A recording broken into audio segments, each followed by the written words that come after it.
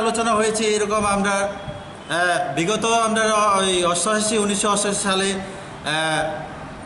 থেকে জাতীয় কংগ্রেস আঞ্চলিক দলের সঙ্গে ঐক্যবদ্ধ হয়ে মানে জোট বেঁধে আজকে আমরা কংগ্রেসের আজকে যা পর্যায়ে এসেছে সেটা আমরা মানতে পারি না।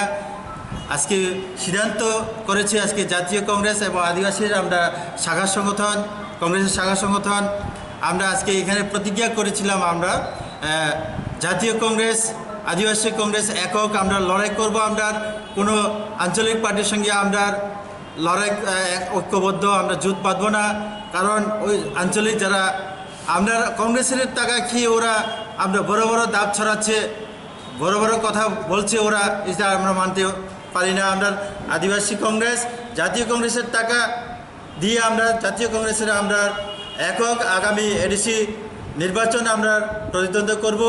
এটা আমরা আমাদের জাতীয় কংগ্রেসের টার্নিং পয়েন্ট। সেটা হ্যাঁ পরিচয় আমার নাম মঙ্গয় মাগ, আদিবাসী কংগ্রেস স্টেট কমিটির সাধারণ সম্পাদক। এখানে রয়েছেন আজকে আমাদের প্রেসিডেন্ট জিতেন দেব বর্মা, সর্বভারতীয় অন্যতম সদস্য শামসুন দেব বর্মা, ভাইস প্রেসিডেন্ট আমাদের নিশিকান্ত দেব বর্মা,